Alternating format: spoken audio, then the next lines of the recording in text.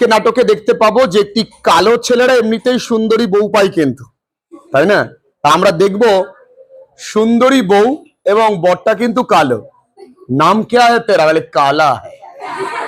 Othello written by William Shakespeare. William শেক্সপিয়ারের লেখা একটা নাটক। নাটক শুরু হবে, আমরা দেখব এক দেশে এক রাজা ছিল, কিন্তু এখানে তা নয়, একটা দেশটার নাম ভেনিস।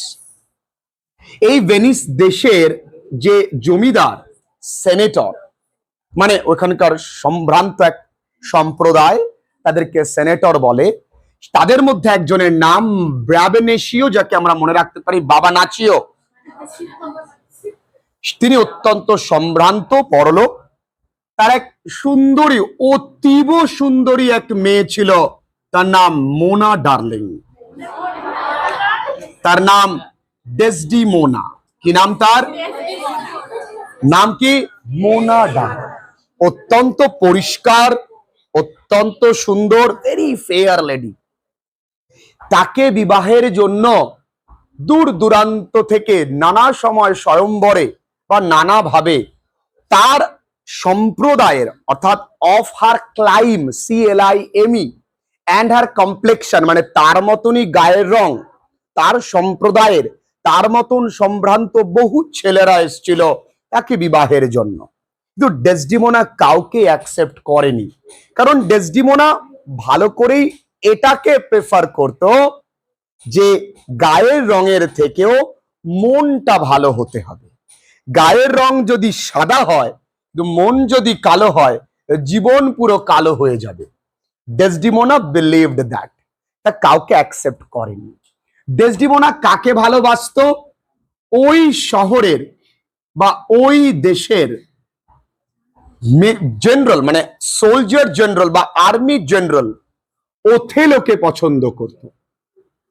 ওথেলো একজন মুর মানে কালো সৈনিক।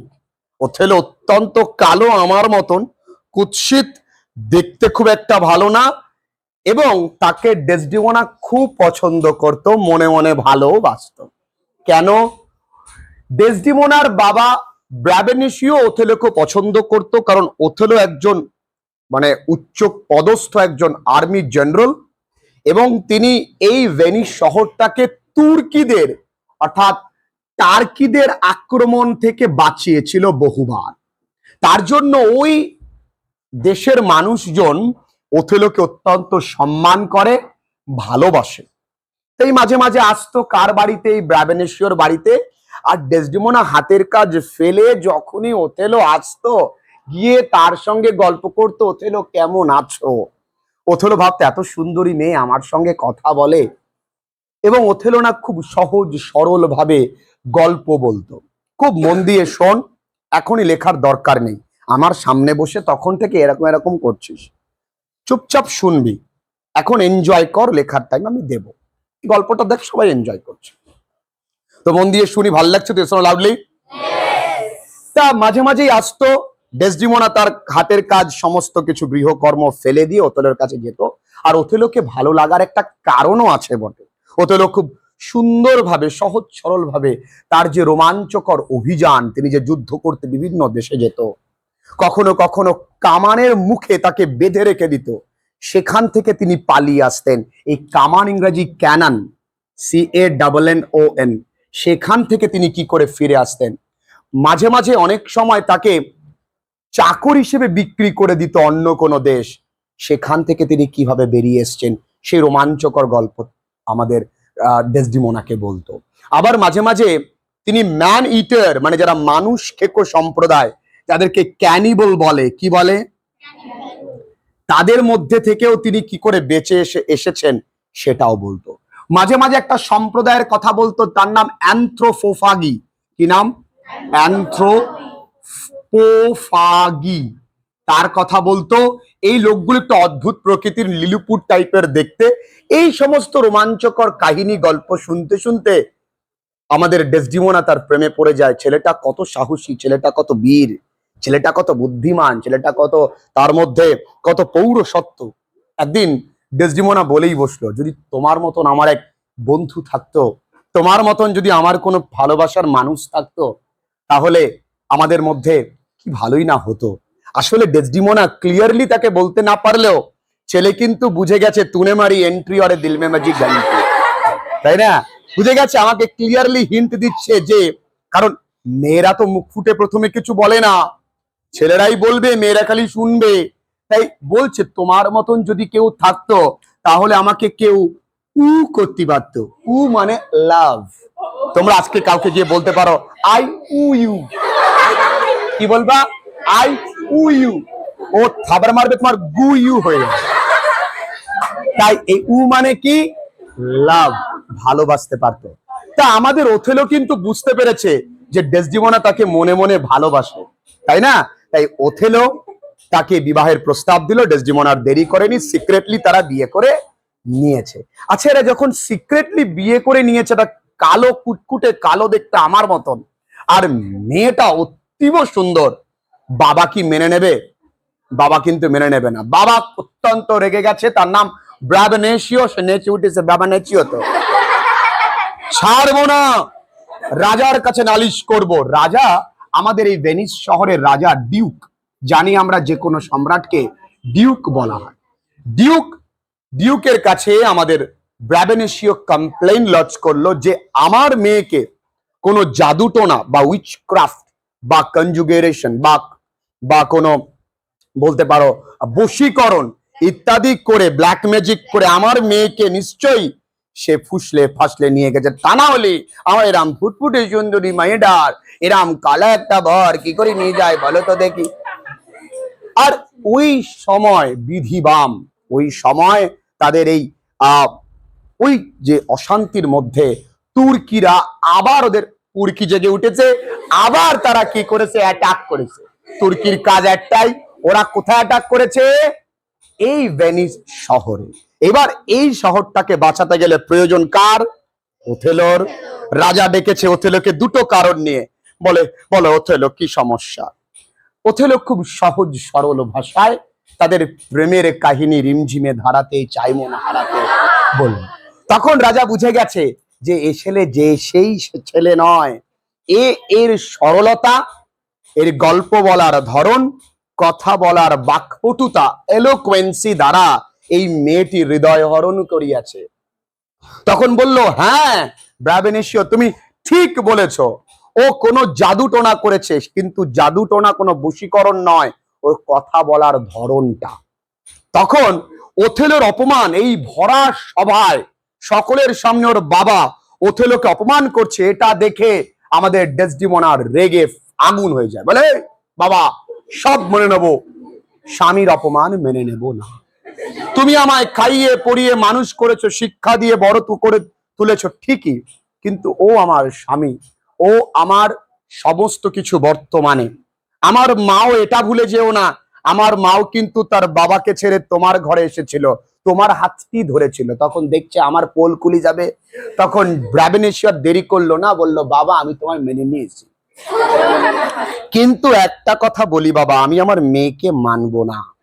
কারণ তবে এটাও মাথায় রেখে দাও, যে মেয়ে তার বাবাকে ছেড়ে চলে যেতে পারে, ডিসিভ করতে পারে, একদিন যেন ভগবান না করুক সে মেয়ে যদি তোমায় ঠকায়, তাহলে কিন্তু তুমি কেঁদেও কুল পাবে না। এই যে সন্দেহের একটা বীজ তার মনে দিয়ে গেল, সেটাই কত বড় বটবৃক্ষ হয়ে দাঁড়ায় আগামী পর্বে বলছি। ভাল লাগছে তো শোনা লাউডলি? আগামী পর্বে মানে এক্ষুনি বলছি। এই যাই হোক, যুদ্ধ লেগেছে। ওথেলো তো একা যাবে না, আমাদের ডেসডিমোনাও বলল, দাঁড়াও আমি যাব, মরলে একসাথে, বাঁচলে একসাথে। দুজনে ঘোড়ায় করে যাচ্ছে, টকবক টকবক টকবক।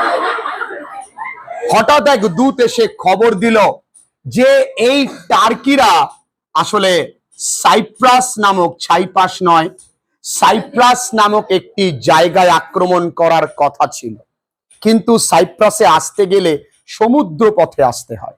ওই সমুদ্রের মাঝে প্রবল ঝড় ওঠে, সেই সমুদ্রের ঝড়কে বলা হয় টেম্পেস্ট। প্রবল ঝড়ের কারণে ওই যে আর্মিরা তারা বিভিন্ন দিকে চলে যায়, কেউ মারা যায় এবং যুদ্ধ ক্যান্সেল করে, এবং বিনা যুদ্ধে এই প্রথমবার ভেনিস জয়লাভ করলো। ততক্ষণে ওথেলো মনে মনে ভাবলো, this is the lucky charm, এটা হয়তো লেডি লাক। আমার জীবনে আসার পরে কোনো সৈনিকের মৃত্যু হলো না, কোনো ক্ষয়ক্ষতি হলো না, আমরা যুদ্ধে জয়লাভ করলাম।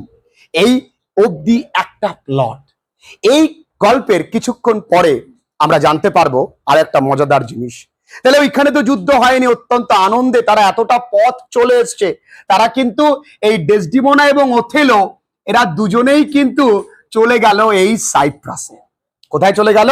সাইপ্রাস। বললো যখন নতুন বিয়ে, চলো নতুন জায়গায় গিয়ে ঘুরেই আসি, একসঙ্গে হানিমুনটাও হয়ে যাবে আর আমরা একটু ঘুরেও আসতে পারবো। চলো টবক টবক টবক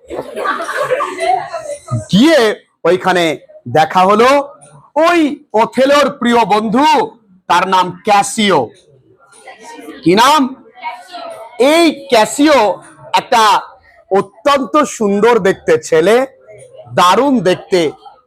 যে কোনো বেশি বয়সী পুরুষ, তার ঘরে অল্প বয়সী স্ত্রী থাকে, সেই পুরুষ ক্যাসিওকে ভয় পায়।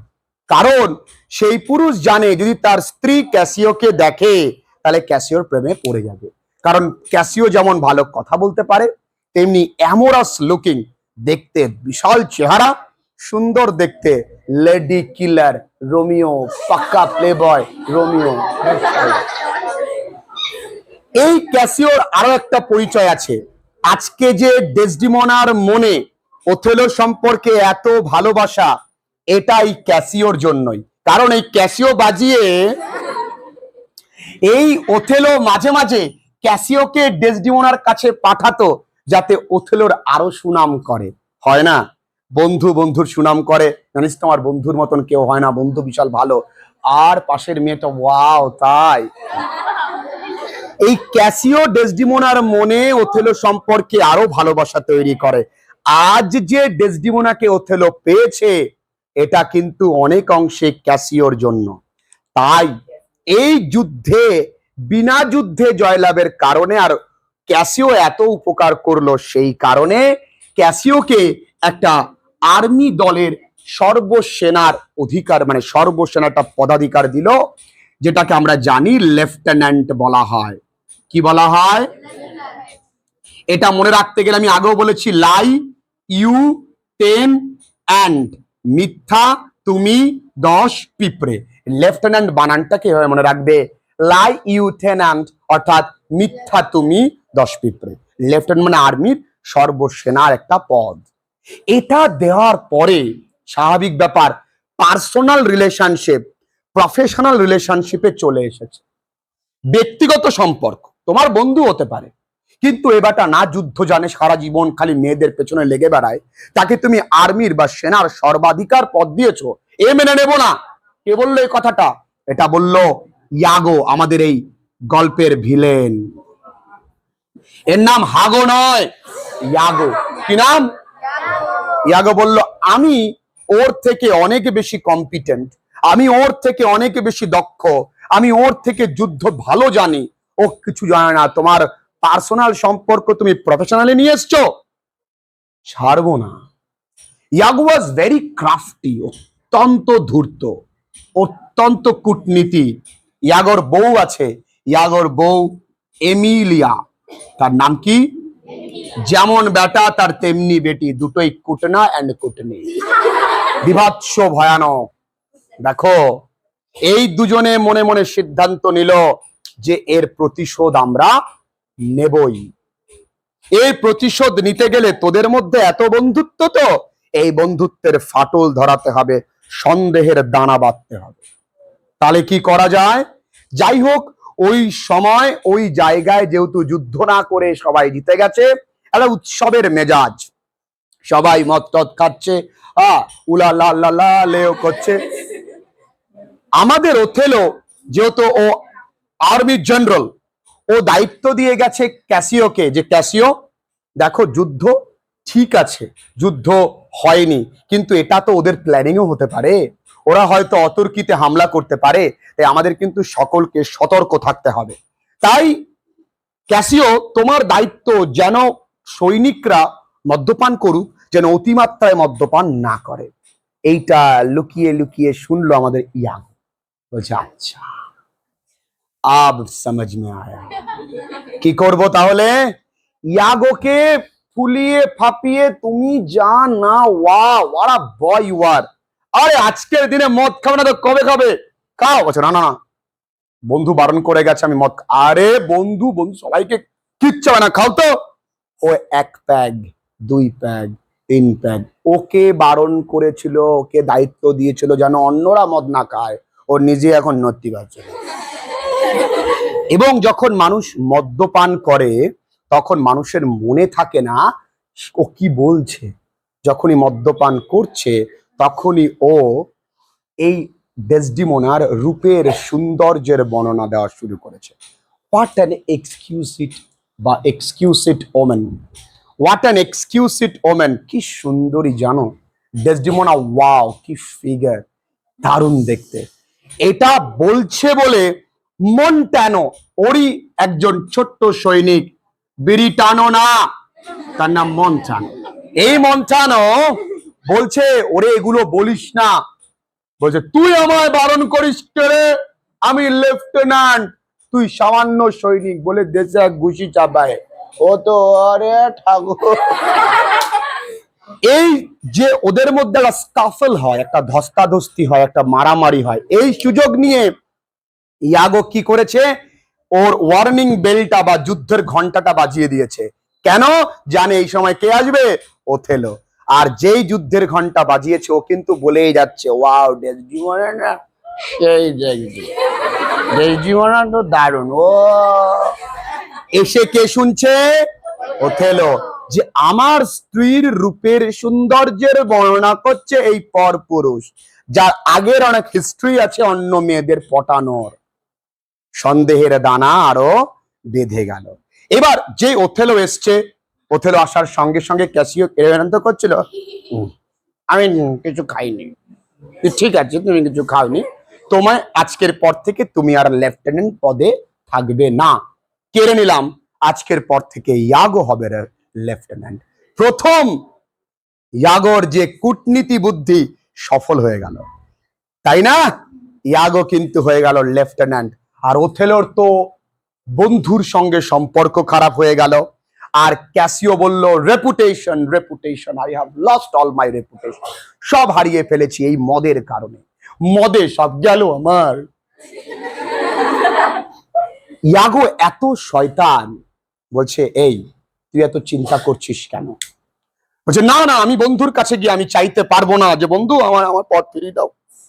তো চাইতে হবে না, তুই একটা কাজ কর, তুই ডেসডিমোনার কাছে গিয়ে বল, দেখ ওথেলো কিন্তু ডেসডিমোনার কথা ফেলবে না, তোর সঙ্গে তো ডেসডিমোনার আগে থেকেই ভালো সম্পর্ক, বন্ধু সুলভ সম্পর্ক, তুই গিয়ে ওকে মানা, ডেসডিমোনাকে হাতে পায়ে ধর, যা।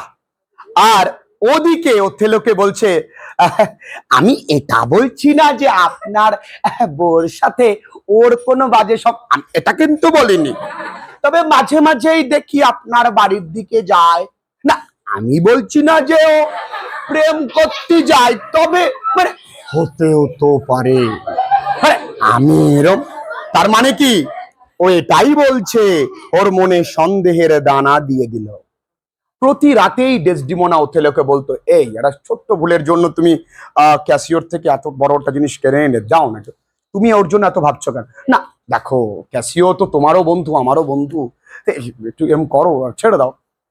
এইরকম অবস্থায় ওথেলো একদিন বাইরে গেছে, আমাদের ক্যাসিও এসছে ডেসডিমোনার কাছে, একদম হাতটা জড়িয়ে ধরে পেছন থেকে প্লিজ প্লিজ। আর এমন একটা সিচুয়েশন, ঠিক সেই সময় ওথেলো প্রবেশ করলো।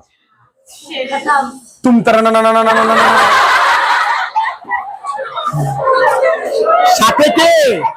সাথে কে? সাথে কিন্তু ইয়াগো। ইয়াগো খোঁজা মারছে, আমি কিছু দেখিনি। আমি বলছি না যে ওরা প্রেম ভালোবাসা করছিল, তবে হতেও তো পারে। আরো একটা জিনিস হয়েছে যেটা ভয়ানক, আমাদের ওথেলো ঢোকার সঙ্গে সঙ্গেই ক্যাসিও পালিয়ে গেছে। আর পালালো কেন? যদি কোনো সৎসাহস থাকতো পালালো কেন? নাও তো পালাতে পারতো, নিশ্চয়ই কোনো অপরাধ করেছে তাই পালাচ্ছিল। হ্যাঁ এইবার না আর মেনে নিতে পারছে না। কে মেনে নিতে পারছে না? ওথেলো বলছে তাই, দেখ আমার স্ত্রী অত্যন্ত বিলাসিতা সম্পন্ন, আমার স্ত্রী অন্য পুরুষের সঙ্গে বন্ধুসুলভ আচরণ করে, কিন্তু আমার স্ত্রী কোনো অভদ্র বা দুশ্চরিত্র মহিলা নয়। প্রমাণ আছে তোর কাছে? কোনো প্রমাণ আছে? প্রমাণ নেই তো। তখন মনে মনে বলল ঠিক আছে, প্রমাণ লাগবে, প্রমাণ আমরা দেব। যে আচ্ছা বলো তো, তোমার বউকে প্রথম গিফট কি দিয়েছিলে তুমি? বলছে কেন, একটা রুমাল দিয়েছিলাম, যে রুমালের মধ্যে স্ট্রবেরি আঁকা। বলছে আরে এই রুমালটাকে তো আমি দেখেছি ক্যাসিও একদিন মুখ মুছছে, স্ট্রবেরি আঁকা তো না? হ্যাঁ। কি, আমি আমার স্ত্রীকে প্রথম গিফট করেছিলাম, তার মানে আমি ভালোবেসে ওকে দিয়েছিলাম, আমার ভালোবাসা ওকে দিয়ে দিল? যদি সত্য না হয় তুই কিন্তু শেষ। বলছে হ্যাঁ। আসলে এই ইয়াগো তার স্ত্রীকে দিয়ে ওই রুমালটা চুরি করিয়েছে, চুরি করিয়ে ক্যাসিও যে পথে যাতায়াত করে সেই পথে ফেলে দিয়ে গেছে। ক্যাসিও ভেবেছে কারো রুমাল হয়তো পকেটে রেখে দিয়েছে। একদিন আমাদের ওথেলো বাড়িতে গিয়ে বলল আমার খুব মাথা যন্ত্রণা করছে, এই তোমার দেওয়া সেই প্রথম গিফট একটু দেবে? খুঁজে খুঁজে পায় না পায় না, বলল এমা পাচ্ছি না। বলে এই রুমালটা এক ইজিপ্টের মহিলা আমার মাকে দিয়েছিল, এটা বলে যে এই রুমালটা যতদিন আপনার কাছে থাকবে ততদিন আপনার স্বামী আপনাকে ভালোবাসবে, যখনই এটা আপনি হারিয়ে ফেলবেন আপনি আপনার স্বামীর চোখে ঘৃণ্য বস্তুতে পরিণত হবে। তুমিও তাই আজকে আমার চোখে হলে, আমি এটা মেনে নেব না। তিনি এটাও বলছে তুমি একটি আগাছা, তুমি পৃথিবীতে না আসলেই ভালো হতো, তুমি মরে গেলেই ভালো হতো। আমাদের ডেসডিমোনা কিছুই বুঝতে পারলো না। তার আরো এই আগুনের মধ্যে আরো ঘি ঢালছে কে? এই ইয়াগো। এসে বলছে আপনি একবার দেখবেন। ওথেলোকে বলছে যখন ডেসডিমোনা আর ক্যাসিও এক জায়গায় থাকে একটু লক্ষ্য করে দেখবেন একে অপরের দিকে তাকাতাকি করে। আমি বলছি না ওরা প্রেম ভালোবাসা করে, কিন্তু হতেও তো পারে। আর মনে রাখবেন আপনার শ্বশুর আপনাকে বলেছিল যে মেয়ে তার বাবাকে ঠকাতে পারে, সে মেয়ে যাকে খুশি তাকে ঠকাতে পারে। তাহলে এই মেয়ে আপনাকে ঠকাবে না তার কি গ্যারান্টি আছে?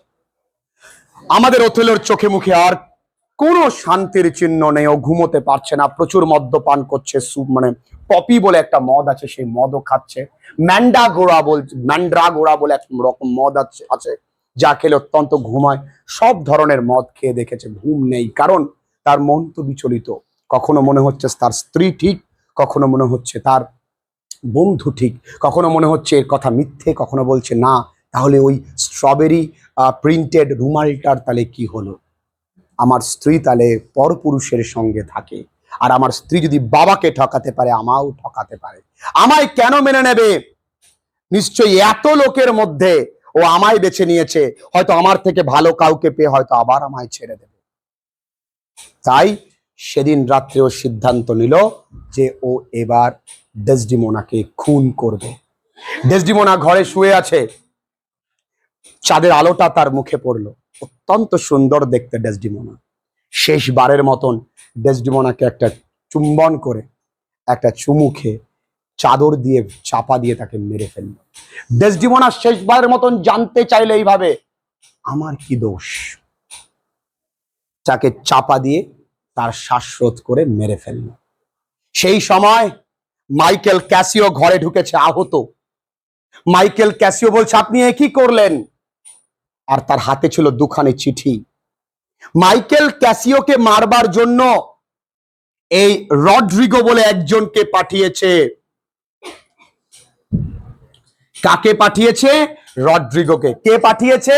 এই ইয়াগো, যে যা মেরে আয়, দুটোই শেষ হয়ে যাক, না রায়গা সাপ না রায়গে বাসুরি, দুটোই মেরে দে।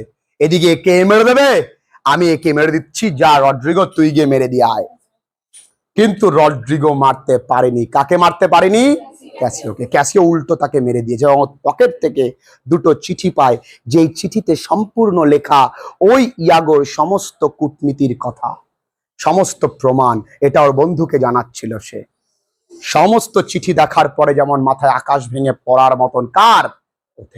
কি করলাম?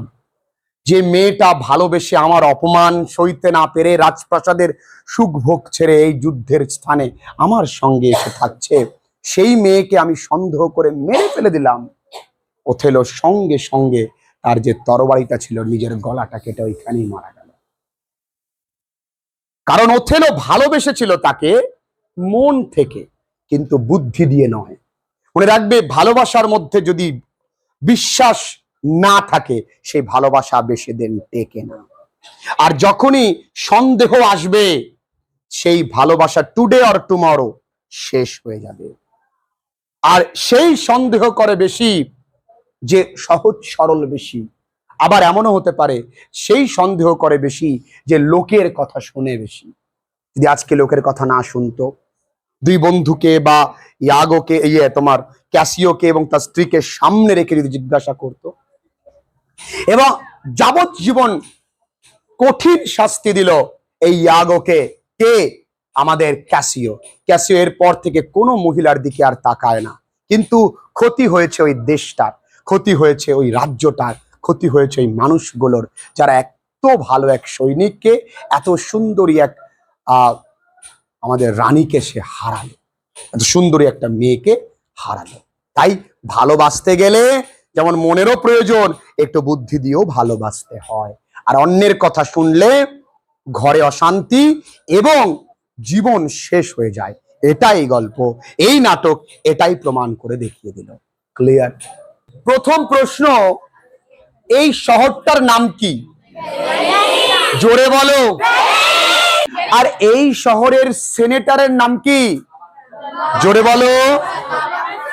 ব্রাবেনেশিও।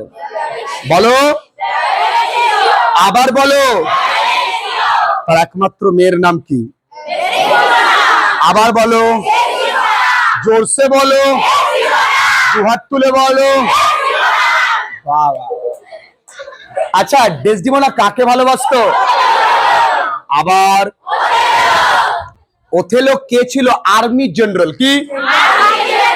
Army army army. আচ্ছা।